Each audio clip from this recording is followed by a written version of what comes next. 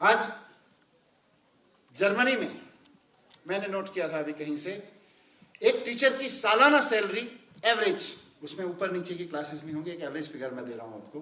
एक जर्मनी के टीचर की सालाना वार्षिक सैलरी जो है वो 72 लाख रुपए है, और वहां के जो टॉप ब्यूरोक्रेट है उसकी सालाना सैलरी 71 लाख रुपए है। 72 लाख टीचर की है एवरेज, 71 लाख वहां की सबसे टॉप ब्यूरोक्रेसी का जो सिस्टम है उसकी है। स्विट्जरलैंड में टीचर की सैलरी वार्षिक 71 लाख रुपए है, और ब्यूरोक्रेट्स जो सीनियर टॉप मोस्ट ब्यूरोक्रेट्स हैं उनकी 64 लाख रुपए। आप अंतर देखिए, देश क्यों बढ़ रहे हैं आगे? कहीं ना कहीं वो अपने टीचर्स में इन्वेस्ट कर रहे हैं, वो सोसाइटीज अपने टीचर्स में इन्वेस्ट कर रही हैं। अमेरिका में, मैं कोई कंपैरिजन नहीं करूंगा, अमेरिका में एक टीचर की औसत सैलरी, वहां के टीचर की जो औसत सैलरी गिनी जाती है सारे फैक्टर्स को देखते हुए, वो करीब 46 लाख रुपए, 46 लाख से 60 लाख रुपए गिनी जाती है। भारत में कितनी एवरेज? मुझे तो मिलती नहीं, आप ही बताइए। 12 से 15 लाख एवरेज है। कुछ तो करना पड़ेगा, है जी? टैक्स भी कट जाता है। नहीं, टैक्स सब मुझे नहीं पता ये फिगर्स में टैक्स है कि नहीं है।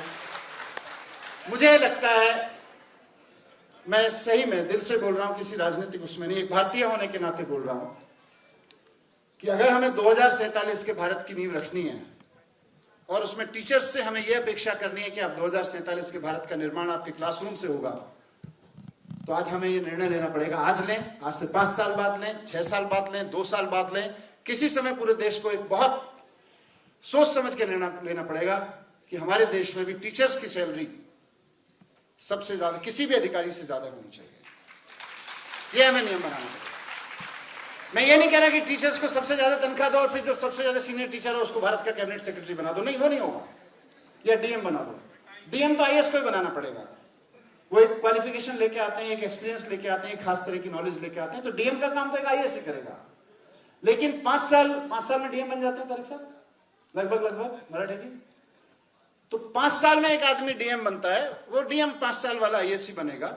लेकिन 5 साल के डीएम आईएएस की सैलरी और 5 साल के शिक्षा विभाग में काम कर रहे टीचर की सैलरी देखी जाए तो मेरी राय में 5 साल के टीचर की सैलरी ज्यादा होनी चाहिए एक आईएएस से। कैबिनेट सेक्रेटरी कितने साल में बनता है? 34 इयर्स। लगभग 30 से 35 साल में भारत के जो सबसे ज्यादा सैलरीज पाने वाले सरकार में देखें तो अधिकारी होते हैं आईएएस, उनकी तनख्वाह 30-35 साल में कैबिनेट सेक्रेटरी बन जाते हैं वो, या सेक्रेटरीज बन जाते हैं। वो पीक होता है वहां पोजीशन का, तो वो पोजीशन तो वही लोग भरे क्योंकि आपने खड़ा किया है उनको आईएएस बना के। लेकिन भारत वो देश होना चाहिए जहां जब हमने कहा गया गुरुर ब्रह्मा गुरुर विष्णु, हम हर उसमें गाते हैं, या कबीर दास जी का वो दोहा सुनाते हैं तो वो दोहे तक सीमित रह गया। गुरु गोविंद दो खड़े काको लागू पाए, बलिहारी गुरु आपने गोविंद दियो बताए। लेकिन सैलरी में हम नहीं पूछते, बलिहारी गुरु आपने गोविंद दियो बताए, सैलरी हम किसी और को ज्यादा देंगे। मुझे लगता है वो नीति बदलनी पड़ेगी। आज भारत को इस नीति की जरूरत है क्योंकि हम ही कर सकते हैं। मैंने खूब सर्च किया, इंटरनेट तो नहीं था मेरे पास में, किताबें थी, मैं इनसे, मेरी रिसर्च टीम, मेरे टीम किताबें ला के देती रहती थी मुझे। मैंने इनसे कहा दुनिया जान की किताबें लाओ इस विषय पर, मैं पढ़ना चाहता हूं, समझना चाहता हूं।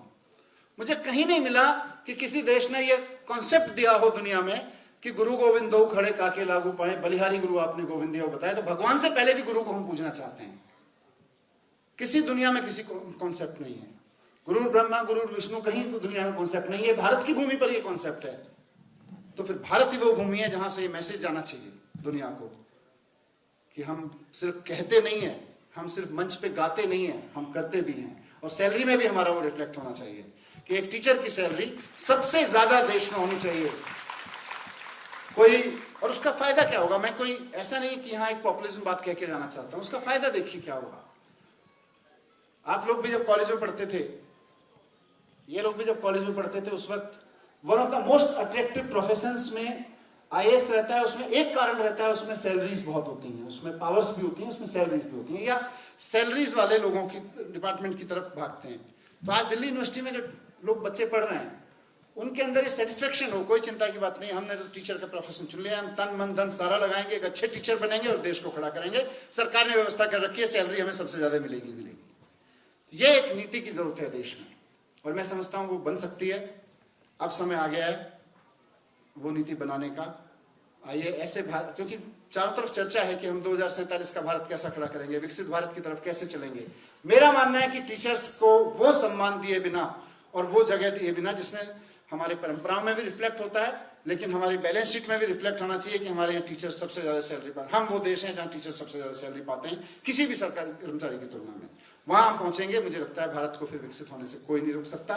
और जब तक इस तरह की चीजें नहीं होंगी, खाली इससे नहीं होगा, लेकिन जब तक इस तरह की चीजें नहीं होंगी, कोई धक्का भी मारेगा तो भारत विकसित हो नहीं सकता। बहुत बहुत धन्यवाद आप सब लोगों का, आपने मुझे मौका दिया कि मैं आपके बीच अपनी बात रख सकूं। थोड़ी सी दिल की जो इच्छाएं थी, बहुत सारी चीजें हैं, फिर मैं मिलता रहूंगा। हम भी दिल्ली में, आप भी दिल्ली में हैं। Thank you very much. सबको बहुत बहुत शुभकामनाएं टीचर्स डे की। धन्यवाद।